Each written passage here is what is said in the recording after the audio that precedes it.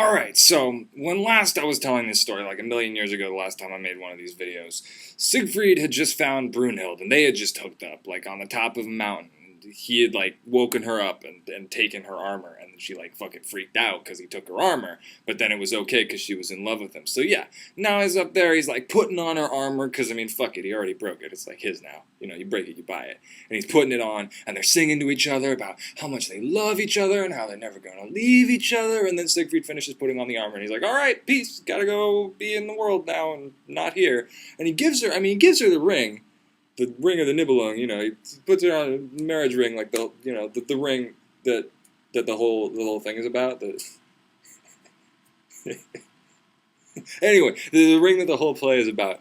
He gives it to her and puts it on her finger, and then he leaves because presumably, I guess he thinks that the safest place to put this chick they just got married to is in the place that only the greatest hero in the world can pass through the flames to get to. I mean, you know, when you think of it a certain way, it's kind of smart. It's pretty much the smartest thing that he does in the whole play. Anyway, but then he steals her horse and takes it with him, and he goes down. Oh yeah, there was this thing at the beginning with the Norns, who were like the future telly ladies, and they're like throwing a rope at each other, and then the rope breaks, and they freak out about how all the gods are going to die or something. I don't know. I kind of skipped over that part. But anyway, so he's going down the hill, and then it cuts over to these other guys called the Gibbecungs. There's Gunther, and there's Hagen, and then there's Gunther's sister, Gudrun. And so Gunther is like, yo, Hagen, what's up? Do you think I'm the greatest guy ever? Because I'm kind of on the fence. Like, I might be the greatest guy ever, but I might not be. And Hagen's like, you're the greatest guy ever, except that you are not married to the hottest chick ever. And that is a major detriment to you. And Gudrun, you're a pretty great chick, but you're not married to the hottest dude ever. So that's kind of the black mark in your book as well. And Gunther is like, dude, are you saying I should marry my sister? Because that's kind of gross. And Hagen's like, no, that's not what I'm talking about at all. You misunderstand. No. See, the hottest chick in the world, everybody knows this, is Brunhild. Everybody knows she's the hottest chick in the world, because why else would she be on a mountain wreathed in fire that only the greatest hero of all time can get to, which you aren't? And Gunther's like, yeah, I mean, I know I'm not the greatest hero ever. Everybody knows that Siegfried is the greatest hero ever, because he killed that dragon that one time and shit. And Hagen's like, exactly. So see, here's what we do. We get Siegfried to get you Brunhild, and then we get Siegfried to marry Gudrun, right? And then that solves all the problems that I was just talking about. And Gudrun's like, dude, I'm kind of fugly. Like, I don't know how you expect this to happen. And Hagen's like, leave it to me. I can solve all these problems because I am a total bastard. Look, I got this love potion. It's pretty much the best love potion ever. This is some potent shit, bioengineered by, like, love scientists in the erotic mountains or something. Anyway, we feed this to Siegfried once he shows up, which he inevitably will because we're characters in this play and he has to come through here because that's where the stage is and he can't. Anyway, then we're going to feed it to him, and then he's going to fall in love with Gudrun, and then we're not going to let him marry Gudrun until he gives us Brunhild, right? And Gunther's like, yeah, fuck, that sounds really evil. And Hagen's like, I know, right? But it's totally cool because she's really hot. You have not seen a Brunhild chick. So they're all fine with it. Siegfried does show up because I guess this evil bastard house is on his list of party tour places while he's like a great hero or something. I don't know. He shows up, and Hagen's like, dude, Siegfried, we totally heard about you. We're at your service. Allow us to hook you up with some wine that totally does not have super bioengineered love poisons in it. And Siegfried's like, wine without super bioengineered love poisons in it? That's my favorite kind of wine. Chug-a-lug-lug. And he chugs it down, and then he looks at Gudrun, and he's like, boom, boom, boom, boom, boom. What do I have to do to marry that chick? And Hagen's like, dude, all you gotta do is go get Brunhild and bring her and marry her to Gunther. And then Siegfried's like, who the fuck is Brunhild? I don't even know who that is. And they're like, oh, she's just some chick on top of a mountain who can only be accessed by the greatest hero ever. And Siegfried's like, done. All right, we're going to do this. And I can even use this Tarn helm that I stole from the dragon's hoard to transform myself into Gunther so that I can go up there, force her to marry me as Gunther, and then do a little bait and switch. And Gunther will be at the bottom of the mountain, and we'll give her the switch rover, do the whole marriage switcheroo, like in some kind of wacky British farce. And then, like, the importance of being earnest. Have you seen that? I haven't seen that because I'm Siegfried. I'm a mythical hero in this play. Anyway, They go and they do this. Meanwhile, Brunhild is up on the top of the mountain, and she's waiting for Siegfried to come back, and she's like so love-struck and everything. And one of her Valkyrie pals, and she's not a Valkyrie anymore because she got fired, but anyway, her old pal from work shows up and is like, okay, here's what we need you to do, is because all the gods are going to die because of this prophecy thing, unless you take that ring that Siegfried gave you and give it to me so I can give it back to the Rhine daughters. And Brunhild's like, no, this is my engagement ring. Like, fuck you. That's so gauche. And the Valkyrie is like, okay, fine, whatever. And then she leaves. And then Siegfried shows up as Gunther. And he's like, marry me, you bitch! And then he keeps shaking her until she finally agrees to marry him, which is really just like how I feel like all marriages should go, more or less. But so he forces her to marry him. And then he does the old switcheroo down at the bottom of the mountain. Then he teleports back home, or not home, but to Hagen's house using the Tarn helm. And he shows up like, dude, I'm so super jazzed right now. I'm fucking invincible. I'm just like teleporting all over the place. I forced this chick to marry this dude, but I was the dude. But then and Hagen's like, dude, chill out. We're gonna have a marriage. It's gonna be awesome. All right, just calm down. And so he's like, yes, it's gonna be so cool. So they start having this wedding, and he's getting married to Gudrun, who, like I said, is kind of fugly, so he's really moving down in the world. But this is going to be a double marriage. So he's getting married to Gudrun, and Brunhild is here getting married to Gunther. And so obviously she sees Siegfried. I don't know why they didn't think this through, but she sees Siegfried, and she's like, what? What?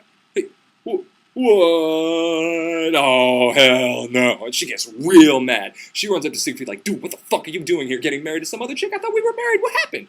And then, hey, wait, how did you get the ring back? Because Siegfried totally took the ring from her while he was rape marrying her up on the top of the mountain. He took the ring back, and he put it on, and he's wearing it. And he doesn't remember this, apparently, because he's just like, dude, I always had this ring. I mean, come on, I took it from a dragon. Who are you? Haven't you heard of me? I'm fucking Siegfried.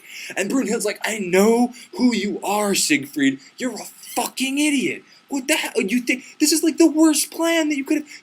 This is a double marriage that you like arranged, and I'm here, and Siegfried's like, I don't know what you're talking about, and you're totally ruining the wedding right now. So I need you to shut up and like go over there and get married to that other guy.